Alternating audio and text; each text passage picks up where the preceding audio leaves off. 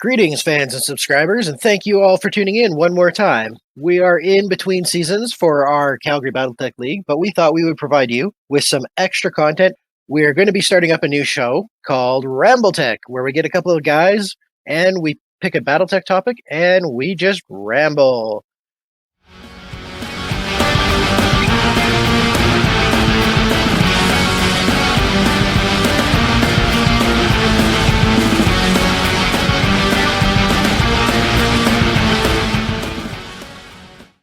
With that, our new special guest speaker, Geoff, is joining us tonight. Why don't you tell us a little bit about yourself, Geoff, and why you are qualified to ramble with us? Oh, man, I don't know about qualified, but yeah, I've qualified my own mind. Let's see, I've been gaming for far too long, and quite a few of it spent playing Battletech.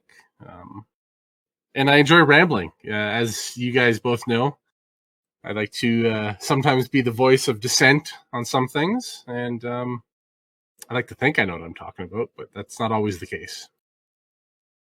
That's kind of the way it goes. We all just sort of think we know for the most part. What about you, Lee? What do I think of Geoff, or what do I think about about Battletech in general? Or what you think about knowing something? Oh, I know nothing. I'm just here as the pretty face of the league, which shows how low our budget is. And that's why we don't put you on camera. I'm probably going to be the first one on camera, Brett.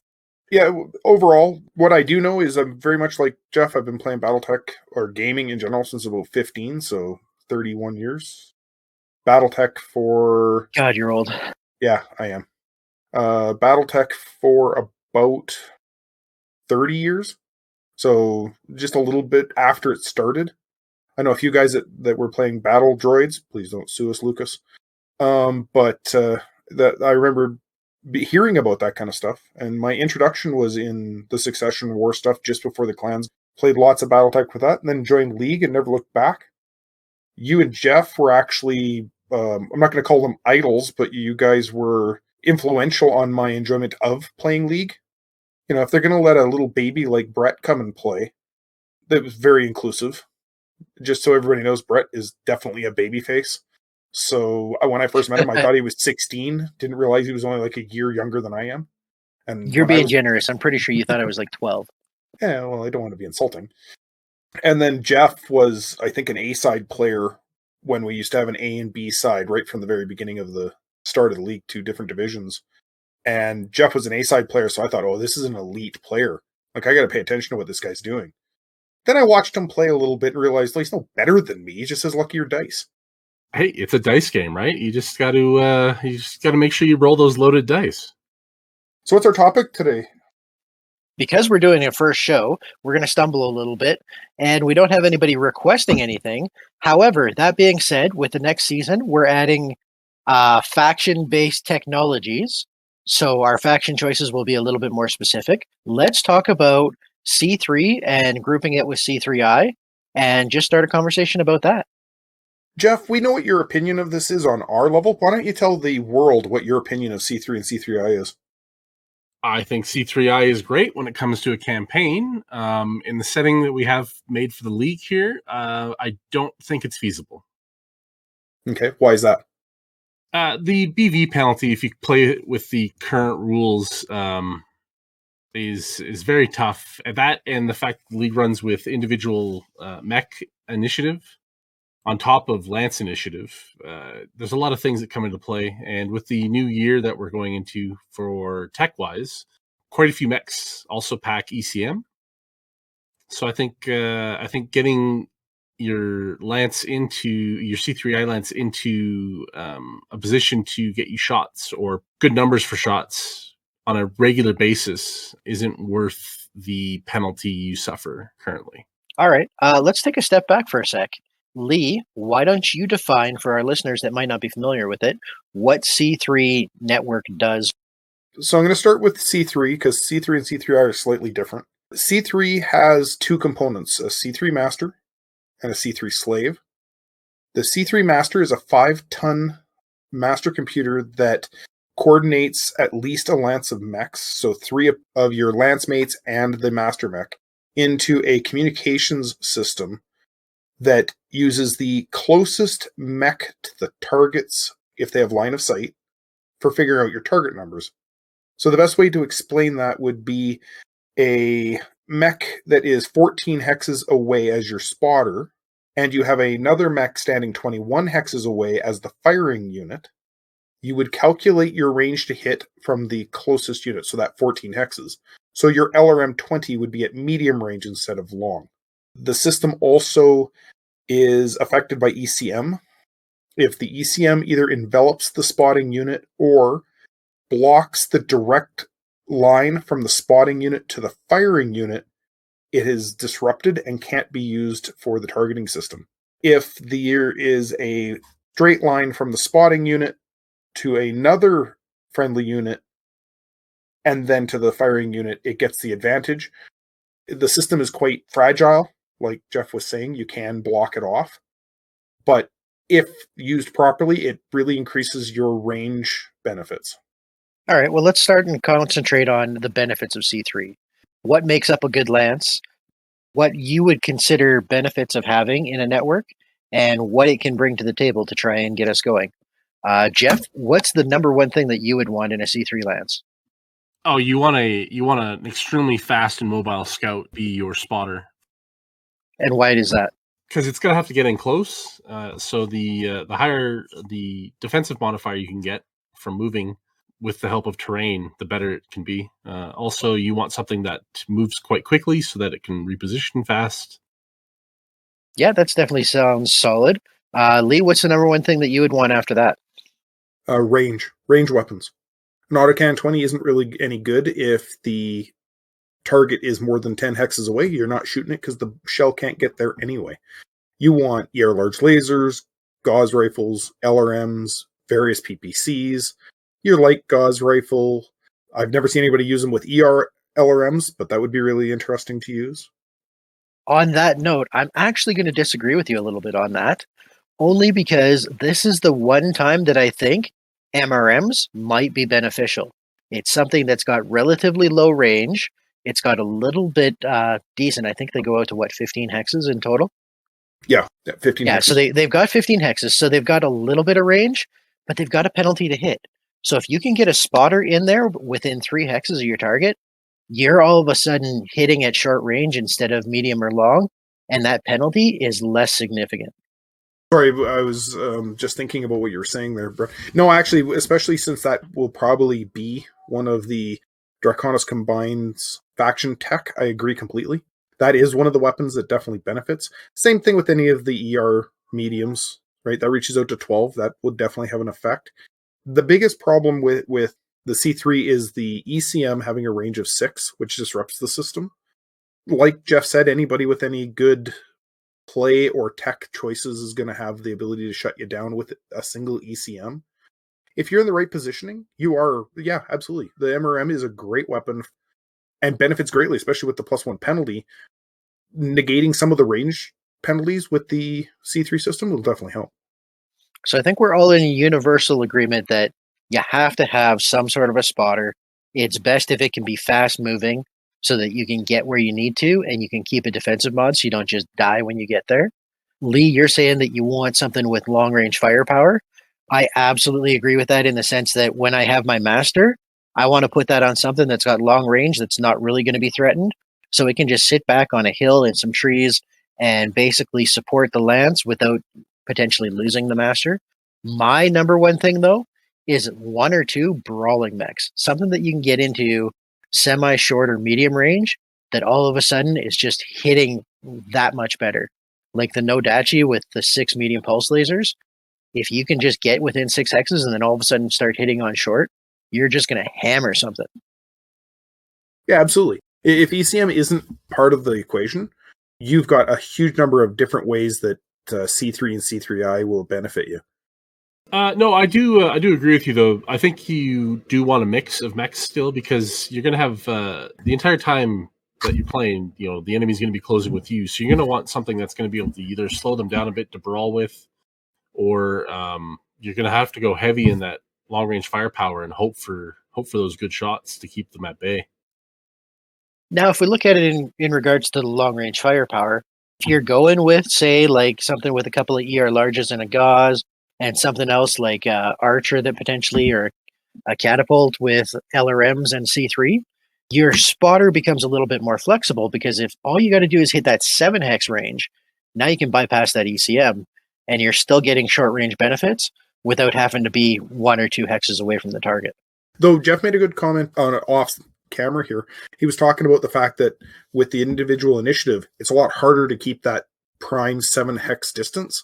So even just getting 14 hexes closer, right, where you're sitting at that medium range, so you have that 7 to 14 range.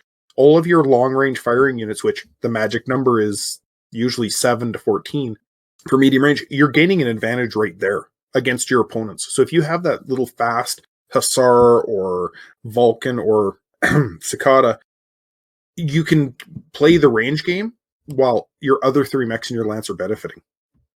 Oh yeah, I absolutely agree. Like, it might be most beneficial, and we'll touch base on this a little bit later, but to try and play a medium or long range C3 lance instead of a short range. I think in the league setting, you have to be prepared for any range, is what it comes down to, just because we're only playing on 2 maps, right? So, yeah, which is the most common map settings, is a 2 map setting. So that was where I was challenging you on this before, Geoff, was while you're saying that in a league setting it doesn't really functional, but in a campaign it does. Even most people's campaigns are only played on 2 maps. So I don't know really how the league would change that, other than people being able to prep ahead of time by choosing their 4 mechs specifically to nerf or shut down the C3 system. But unless they're planning for that specific lance, and there at most will be 3-6 lances in league that'll carry it, I don't think it's going to be really worth your time to try to really double down on the ECM. I'm thinking we're going to see 1 or 2 ECMs per lance. I think you're crazy if you're thinking that. I'm expecting every lance to have 2 to 3. Now, the reason for that is because it doesn't just factor in against C3, it also factors in against all of those Artemis long-range missile boats. Yeah, and I mean, you know how dangerous an Archer is, let alone an Archer with a +2 or a +3 to the missile grouping. Yep. Yeah, absolutely. I understand. I agree that I ate enough LRM 15s from Geoff to know that, and I kind of went heavy on the LRMs myself. So yeah, I get you. I understand the point. I'm just more, I don't think it's as easily shut down as Geoff thinks it is. All right. Well, on that note, let's start ticking off the things that are a factor of what makes C3 bad in our league setting. Geoff, number 1, pick one. Individual initiative. Okay, let's explain that for our viewers. What is an individual initiative, and why is that a negative in the C3 network? So for those that don't know, we do 2 sets of initiatives. First, you roll your initiative for your lance, which then is either you or your opponent will be going first or second. Then you follow that up with your individual initiative, which is then the 4 mechs in your lance determines when they will go. So where it comes into play for this is that your spotting mech might not be the first one to move out of your lance, or it could be the last, or it could be the first is the problem. So those factors that bring it into play, where normally you'd be wanting to move your spotter last out of everything. And in this case, there's a very good chance that your spotter might be moving first, second, or even third when it comes to your lance. And then add in the fact that your opponent with alternating initiatives, or sorry, I should say alternating movements, you could be either the first mech out of 7 other mechs to move, or you could be the last mech out of those mechs to move. Okay, Lee. So, in personal initiative, having your spotter not necessarily moving in the correct order to be beneficial. What's another downside that the league brings to the table to make C3 more challenging? Well, I'll side on Geoff on this. Small map sizes comparative to the larger maps, 3, 4, 6 hex ECM bubble is huge. It's 12 hexes across. That's 3/4 of a map board. So to stay outside of the ECM bubble is going to be a challenge. Okay. With our tech level, we have a prevalence of more advanced mechs coming in for next season. And with 3-4 skills that allow you to modify mechs, I think the ability to just slap a 1.5 ton ECM on just about any mech that you want is going to be one of the bigger challenges. As you said, it's a big bubble to begin with, But if you can have 3 of those on the table at, what is that, 4.5 tons for your lance, that's not all that much to be sacrificing, especially when you consider the C3 player is doing 5 tons just for their master. Yeah, that would be one of my big challenges, is the fact that we have the ability to say, this is a problem, I have a solution, and I'm going to tech into that to defeat it. Jeff, those are pretty much have been your arguments the entire time we've been discussing C3 and C3I. That's true. It has been. Yeah, I've been a one-trick pony when it comes to that argument there. And that's fine. We all have our biases with what tech we like and what we don't. I know lots of people that think LRMs are a complete waste of time. Right? And they'd be wrong. Well, yeah, but that's but that's our bias, right? Some people are Gauss rifle or nothing. And then we have our league champion with 2 autocannon 20s who wrecked people with a weapon that a lot of people don't think is any good either. So it's all your bias and what you prefer. Yeah, so our league is based off of a set BV at the beginning that everybody builds to. That was 6,000 last year, and we're currently playing with 6,500 next year. The BV penalty, Jeff touched base on this earlier. If you're running a full lance of 4 mechs, you take the BV of those 4 mechs and you multiply it by 1.2 to get your final networked cost for what the value of that lance is. That means that in a 6.5K game, if you're running a full network to begin with, you're starting with like 5,400 BV to begin. Yeah, so as you were saying, Brett, the 5,400, if you take a full lance, that's, in some cases, that's almost an entire another mech. You can get some of those cheap heavies or cheap mediums, and even not even cheap mediums. You can get some decent price mediums for 1,100 points. That's a good chunk of battle value that's out there. Yeah, last year I ran with a wolf trap that was only 1,046 BV.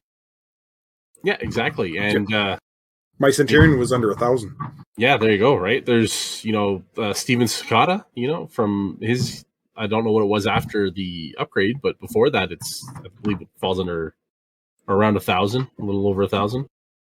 Some of the build lists we have for the factions, it really limits the number of mechs you can take as well, because you're buying stock mechs to begin with, and there are only so many C3 slave, C3 master combinations that you can do, and you got to try to keep it within that 5,400 BV. Yep, and the fact that we don't use light mechs cuts out all of those light spotters, right? That have very little battle value. Yeah, when you're looking at it, you're going for a spotter that's probably going to be around 1,000 BV to begin with. If you're trying to build the lance with 4 mechs into it, I think that's going to be too much of a challenge. It's massively limiting. I don't even know if it's I agree. This was one of the things we hit on heavy when we first started discussing this. It's almost not feasible the way it is, just going straight from what the book says the costs are. So to summarize, we've got our big challenges of it's a huge BV cap, rules as written, the way they've got it based into the game. You have individual initiatives, which means even if you were ideally to custom build your lance perfect the way you wanted it, your spotter might end up going first every round of the game, win or lose the initiative, which all of a sudden means that they're out of position now and you can't make use of the network to begin with. Followed up by your opponent may have 2 or 3 ECMs that they can just move in and overlap, and all of a sudden your spotter or even your secondary brawler is now covered and you can't make use of the system at all. So there's our challenges. We've got some benefits. Let's start talking about ways that we can potentially work this into the season that might make it feasible. Where I would start would definitely be either raising the BV cap, which we did, moving it up 500 BV to try to give some more options. There's also the concept, you don't have to have a 4-mech circuit. You only have to have a master and a slave. So you could do a hammer and anvil idea of only having 2 of your mechs C3 linked, where your other 2 are your other tech advantages and stuff like that. So you're not nerfed as soon as the C3 system's knocked down. Okay, so let's start there. First thing we did is raise the BV cap from 6,000 last year to roughly 6,500 so that we could feasibly try and put it in. And now you're starting to talk about, well, maybe you don't want a full lance. If we're looking at just taking 2 or 3 units linked into a network, how does that change the BV adjustment, Jeff? If you follow the standard rules, which we are for as this discussion anyways right now, it adds 5% to the total battle value for each mech added to the network. So, for example, if you have 4 mechs, you're going to add an extra 20% to the combined battle value of everything together. And if you have less mechs, like we're talking, your battle value would be that much less. So for only 2 mech network, you'd only add 10%. 3 mechs would be 15. So you're gonna get some benefit without as harsh of penalty for battle value. Okay, so touching base on that, you're saying something like find a cheap master, call it maybe 1500 BV, and then find a cheap spotter at like 1000 BV. Now you're at 2500. Find a brawler at say another 1500. So that takes us what to 4000 BV. What would that be modified? Just straight rules as written. Well, you would then modify that by so that you'd have the 3 mechs in the network. So you'd modify that by 15%. So you could take your battle value and then times it by 1.15, which would give you your new number. 4,600. Which would be 4,600. So your 4 mechs that you've had that brought you to a battle value of 4,000 or rough whatever your rough estimates were there. You now add 15% to that total. Yep, still leaving you 1,900 for your 4th mech. So that might be a more feasible way for somebody to look at running this in. Is maybe only start with 3 mechs in the unit. Your master, a spotter, and a fire support or a brawler or something. And then you can still pick that 4th mech. With a 1900 BV gives you a lot of flexibility to be like, this is my mech that's just going to come in and hammer something. Yeah, and on the topic of BV, when it comes to the calculation, later on during the season, you can pick up a skill like Technician or Engineering, where you can redesign one of the mechs in your Lance, so that one mech that isn't part of the unit, you could rebuild it with C3 and add it to the network. Now, you get a 300 or 400 BV jump allowed over the 6,500 based off of your which skill you take, whether it's Technician or Engineer. And if you can wiggle that in there, you might be able to get that 4th mech in within the BV cap, and now you have a full set Lance capable of utilizing and optimizing the C3 system. So you're saying I could take like that longbow or stalker or something as my 4th mech, start it not in my network, and then use an engineering type skill to drop a single medium laser, add in the slave, and that BV buffer that we have should cover the difference of now adding it into the network. Yeah, it should. Now, it may take a little bit of tweaking and twisting of the mech more than just a single medium laser. You might have to downgrade a large laser to an ER down to a large or something like that. But that's what they min are for. They're going to help you redesign your Lance or that mech so it does fit. Oh, I don't know, man. Trusting those admin guys, I don't know. They take bribes, They don't get paid enough.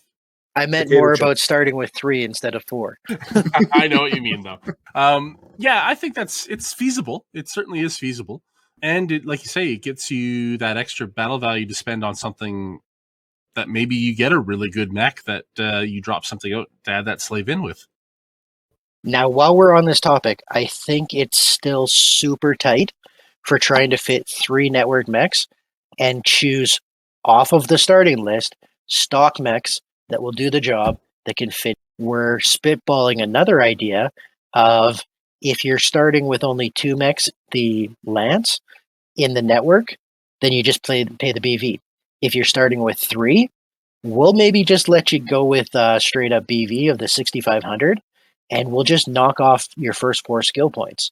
Here's an option to have the full 6,500 to build your Lance with the stock mechs, and we'll penalize you with skill points, which is kind of a balancing factor. And if you went with the full 4 mechs, maybe knock off your first 8. It has potential. It certainly sounds good on paper. I think we need to do some more test gaming as we have planned to figure out how that'll work overall.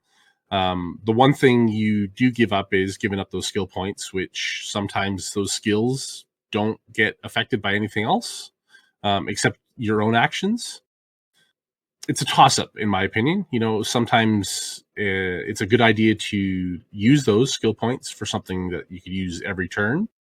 So it could be interesting to play, but I think that needs to certainly be tested out a little bit. But it is a good idea for one of the options. I was a major proponent from this right from the beginning. I like this skill idea, mainly because you're basically starting off with skills as soon as you're on the battlefield, where other lances aren't, because of that range benefit. The first two, like if you were to go with a full lance and you missed skill points for the first 2 weeks, well, the first week you're playing against opponents that don't have any skills either. You're gaining the advantage heavily in the first week. In the second week, you're playing against opponents that have spent 4 skill points.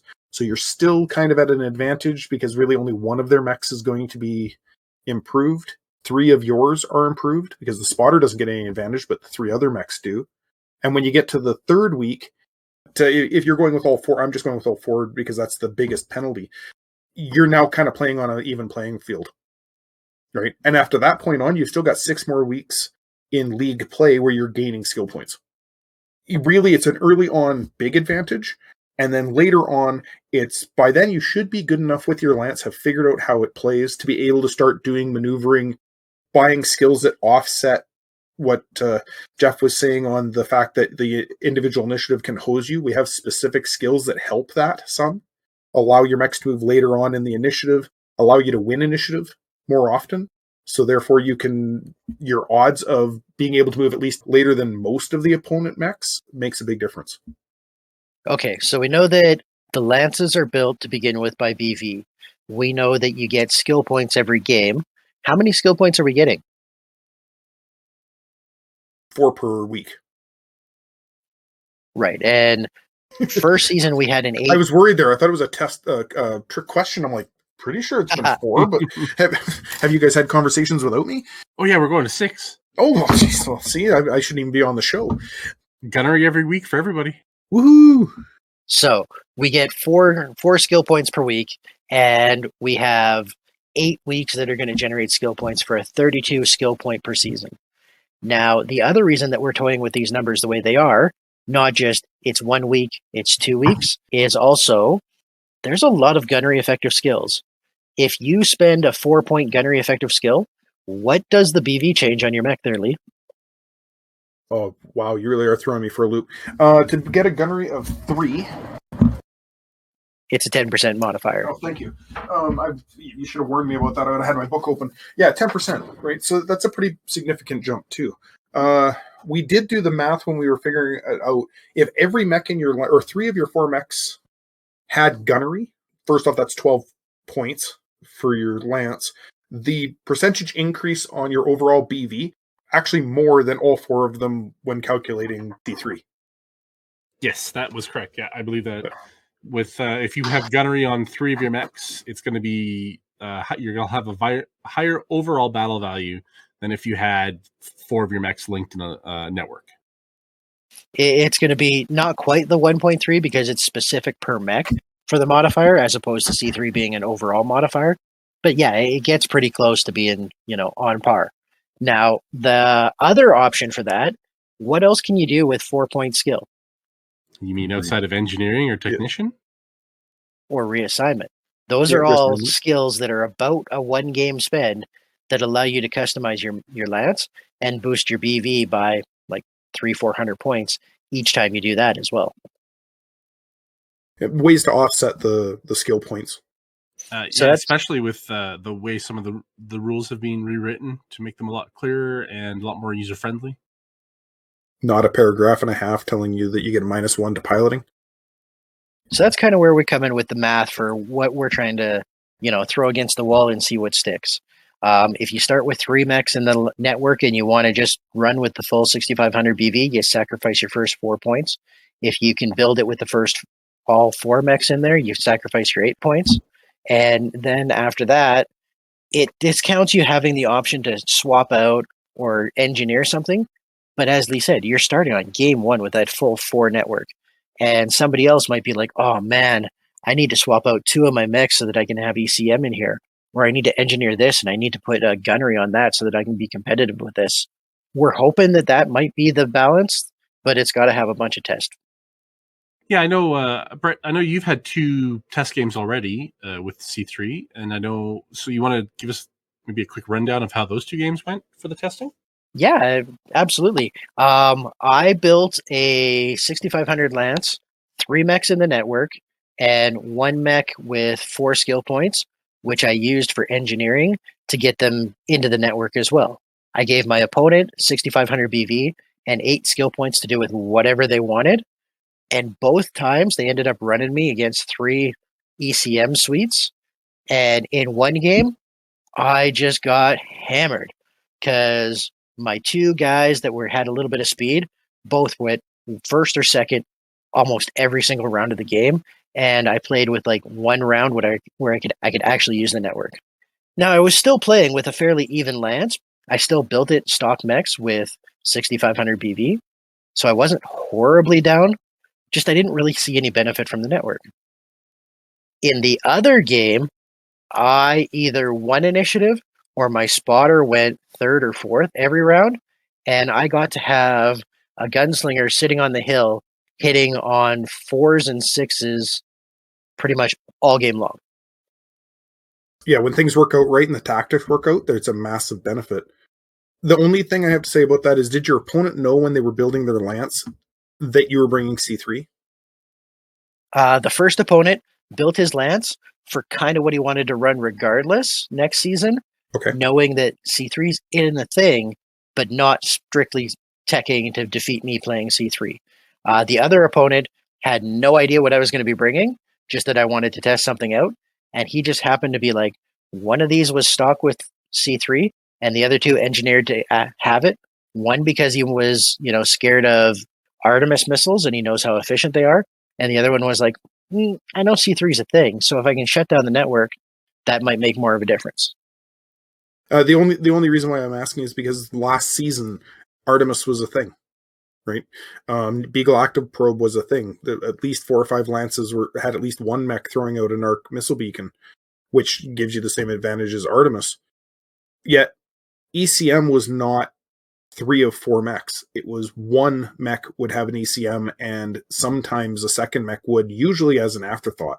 They weren't doing it specifically to shut Artemis. So that was where my argument earlier was. I'm not going to continue that argument on because you're not wrong. Knowing C3 and C3I is going to be in league, people are going to throw at least 2 ECMs into their lance. Temper our playtesting with the fact that our opponents can't always know that we're bringing C3. Touching base on that, I'm going to throw this to you quick, Geoff, unless you had something strictly that you wanted to touch off of that. I was just going to say that I think last year, the increase in tech level and year is also going to help this year as opposed to last year's, right? Because last year's we had 3025 with a smattering of 3050, so not a lot of stuff that had ECM stock. But I think this year, with us going up to 3065-ish, a lot more things have ECM. So I think that's heavy on the ish. Yeah, heavy ish. on the ish. Exactly, heavy on the ish. It was an admin decision on stuff for certain mechs, and we wanted to get a lot of faction tech into certain factions. So don't hold the rules, or sorry, the years as a hard and concrete number. Okay, so Geoff, what is the number 1 most useless piece of tech crap in Battletech? Oh man, like from everything, or currently available that we're going to be using in League? Currently available that we're going to be using in League that comes stock on a bunch of scout mechs. Oh, Beagle Active Probe. Exactly. So the Beagle Active Probe has 0 gameplay, rules as written. It is the most useless 1.5 tons you can have. 99.5% of the time, unless you're playing a campaign, it is going to just be taking up space. We figured, let's take a look at this piece of equipment and see how we can make it useful, and also maybe try and make the game a little bit better off. So yeah, what we've tentatively come up with is 2 options for the Beagle, or I should say 2 things for the Beagle. The first one is it acts as a ECCM, so a countermeasure to ECM. And the second thing is it drops the minimum range modifier for weapons by 1. So, for example, if you have a PPC, you would have a minimum range of 3, and that'll drop that by 1. So you'd have a minimum range of 2 instead. The ECM bubble is 6 hexes. So you're saying if my Beagle probe is sitting at 5 and the Beagle probe is only a 4 hex range, the Beagle's not going to work. But as soon as I can get into that 4 hex range, it'll turn that ECM unit off. Yeah, exactly. On a 1-for-1 basis. So if you get a second ECM in the mix where the Beagle Active Probe is being affected by the second ECM, it's the one-up situation where if you have more ECMs than you do Beagle Active Probes, the Beagle Active Probe is no longer active. I think we were talking about it potentially as just being I'm able to punch out, but I think we decided that would have been just too powerful as a mechanic. Whereas if you got to be within that 4 hex range, you're basically putting yourself in a real threat. Yeah, it's definitely better than just a dead airspace. ECM doesn't affect this mech. Yeah, absolutely. You mentioned 2 parts there, Geoff. Why are we potentially adding a second part to it? Well, there's because you're not always going to be up against an ECM. So as an ECM itself will be affecting multiple things, such as Artemis and others, things like that, and then also affecting C3I. We figured with the Beagle, with how short the range is and the fluff on the technology for it, giving it those 2 options wouldn't be that detrimental to your opponents. Now, for balancing that, dropping a point of minimum range off is pretty awesome. Are we doing that for all weapons like missiles too, or is it just because it's an improved sensors, it's a direct fire weapon? I don't think that has actually been decided yet, if it's for all weapons or if it's just for direct fire weapons. I think it could be interesting. Either way would be a great option.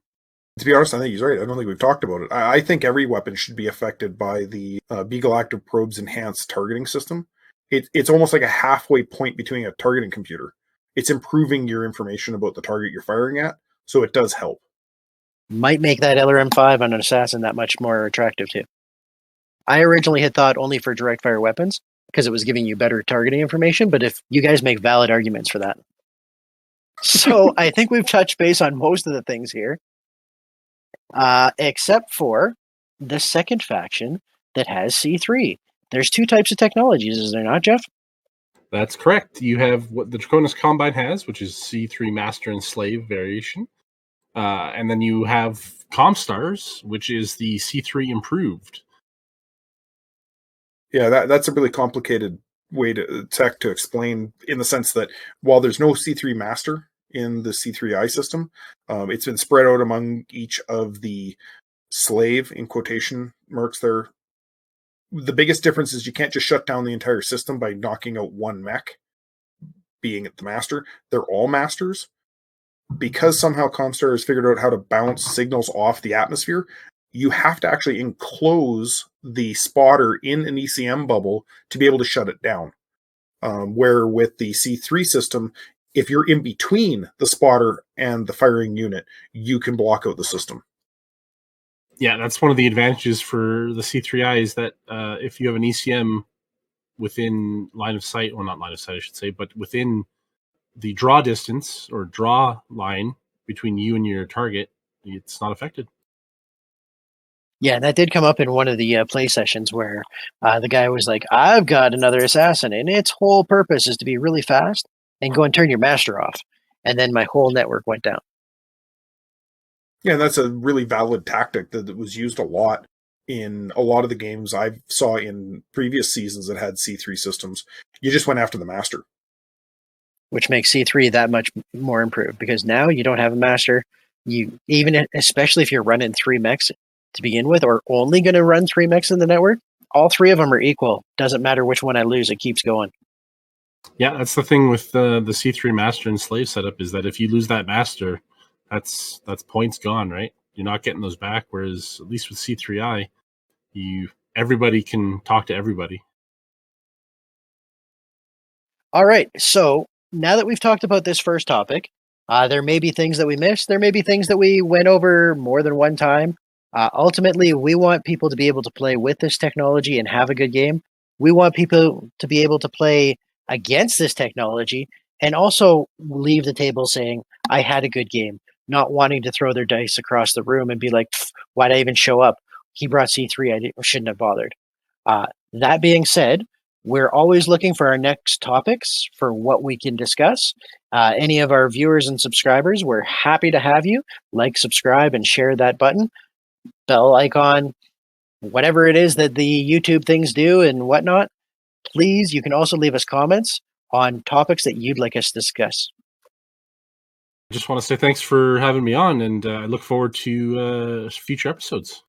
And I'm really looking forward to the next season of League. I think it's going to be really good.